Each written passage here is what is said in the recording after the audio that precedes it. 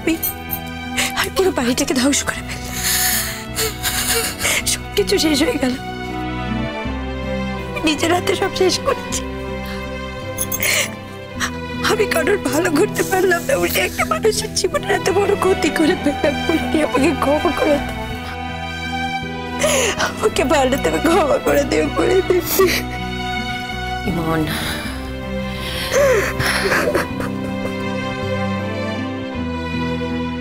এই যে শেষ দায়িত্বটুকু পালন করলেন না তো, ফেলে দিয়ে চলে এলেন। এই নাকি খুব কাছের বন্ধু। ছি ছি ছি ছি। আপনার সঙ্গে আমার এখন কোনো কথা নেই, আমার একজনের সাথে কথা আছে। কমলকলি, একটু আমার সঙ্গে আসবেন প্লিজ। না না, আমি আপনার সঙ্গে আমার কোনো কথা নেই। আপনি আমার স্বামীকে মেরে ফেলেছেন, ওকে বাঁচাতে পারেননি। আপনার সঙ্গে আমার কোনো কথা নেই। জান। দেখুন, আমি যা করছি আপনার ভালোর জন্যই করছি। প্লিজ ওনাকে একটু নিয়ে আসুন। আমি কোথাও যাব না, বললাম তো আমি কোথাও যাব না। আমি তো না, আমি যাব না। কি হলো? আপনি কেন ওর ইচ্ছের বিরুদ্ধে ওকে টানাটানি করছেন? আমি আপনার কোনো কথার উত্তর দিতে চাইছি। এই মুহূর্তে আমার যেটা ঠিক মনে হচ্ছে আমি সেটাই করছি। দরকার হলে আমাকে ফলো করুন, আইদার এখানে ওয়েট করুন। প্লিজ ওনাকে একটু নিয়ে আসুন।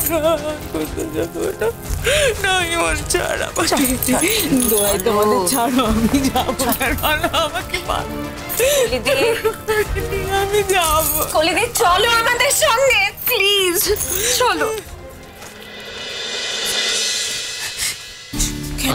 কেন আমাকে জোর করে দেখতে চাই না? কমলকলি, দেখুন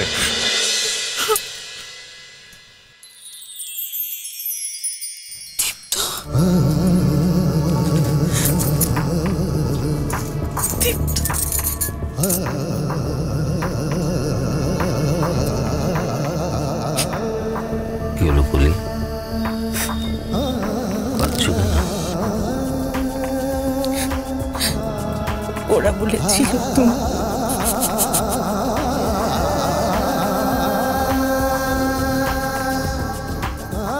আসলে দীপ্ত ভালো আছে বলেই ওকে আজকে সকালে কেবিনে শিফট করা হয়েছে। আর যে ভদ্রলোককে ও বেডে দেয়া হয়েছিল তিনি আধ ঘন্টাও থাকেননি, এক্সপায়ার করে গেছিলেন। অ্যাকচুয়ালি যে নার্সের থেকে আপনার ইনফরমেশনটা পেয়েছিলেন না, তিনি তখন ডিউটিতে ছিলেন না। দ্যাটস ওয়াই তিনি রং ইনফরমেশনটা দিয়েছেন। এই তো আমি তোমার হাত ধরে বসে আছি, তুমি আমার সঙ্গে কথা বলছো। স্বপ্ন দেখছিলাম তো, যা হচ্ছে সব সত্যি। সব তোমার সিঁদুরের জন্য, তোর ভালোবাসার জন্যেই আমার এই ডাক্তার বন্ধুটার চিকিৎসার জন্যে সব কিছু আছে। আমি অনেক ভালো হয়ে গেছি বলি, আর এত সহজে আমি মরে যাব? আমি তো জীবনের অর্ধেকটা ভোগই করতে পারলাম না,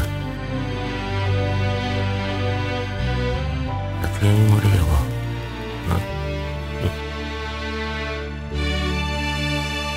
আমি জানি একটা ভুল ইনফরমেশনের জন্য আমাদের অনেক সমস্যায় পড়তে হয়েছে,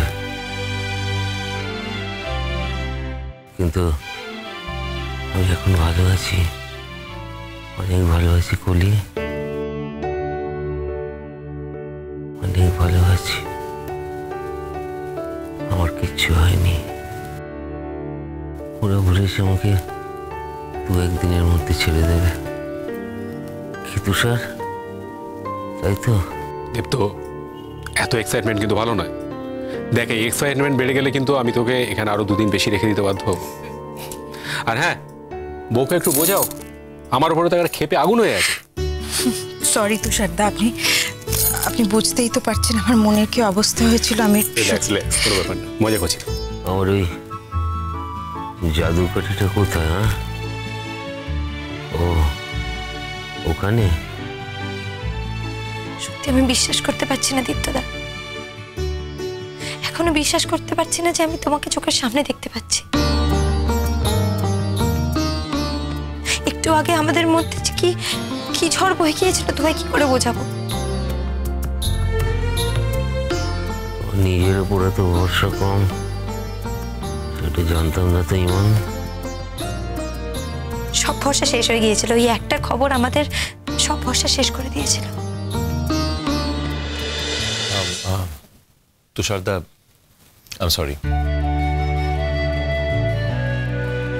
আমি আপনাকে অনেক কথা শুনিয়েছি, হয়তো অনেক হার্ট করেছি আমার কথা দিয়ে আপনাকে। প্লিজ কিছু মনে করবেন না। না না না, এসব ফর্মালিটিস এখন থাক।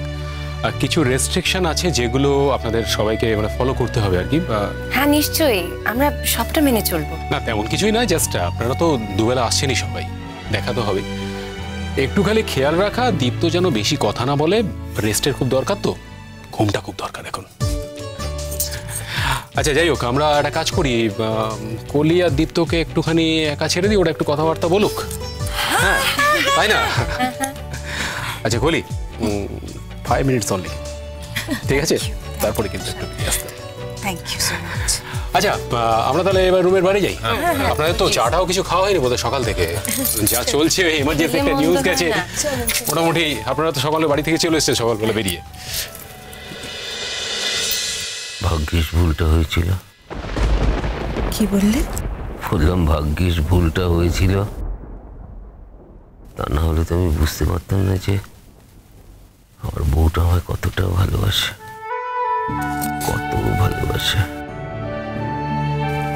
তাই বটে, আমি মরে গেলে কে কিভাবে রিয়াক্ট করবে সেটা আমি বেঁচে থাকা অবস্থায় জেনে গেলাম, দেখে গেলাম। আমার থেকে সৌভাগ্য আর কার বেশি আছে বলো তো?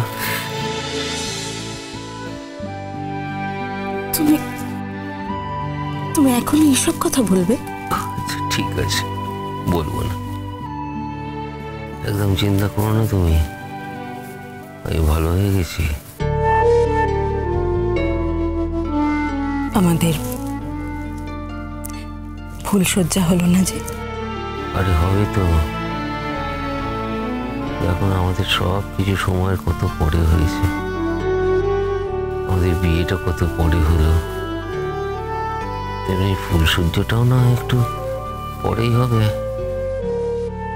আমি বাড়ি ফিরে যাই না, তারপর দেখো জমিয়ে ফুলসজ্জা হবে। আমরা কোন বাড়িতে যাব? অবভিয়াসলি আমাদের বাড়িতে, মানে তোমার শ্বশুর বাড়িতে। আমরা আমাদের বাড়িতে যাব, কিন্তু তোমার যখন ইচ্ছে হবে তুমি তোমার বাপের বাড়ি যেতে পারো। যখনই বাবা মাকে দেখতে ইচ্ছে করবে বলো, আমরা একসাথে যাব। তার বাইরে আমার বাড়িতে আমরা থাকবো। অবশ্য আমাকেও একটু আমার বাড়িতে থাকতে দিও। এটা আবার বলার কি আছে দীপ্ত? আমি তো সেই কবে থেকে স্বপ্ন দেখছি তোমায় বিয়ে করব, আমরা দুজনে সংসার করব, একসঙ্গে থাকবো, ঘর সাজাবো। দেখো, বাপের বাড়িটা তো বাপের বাড়ি, শ্বশুর বাড়িটা নিজের বাড়ি। আমি তোমাকে নিয়ে আমার শ্বশুর বাড়ি ছেড়ে যাব।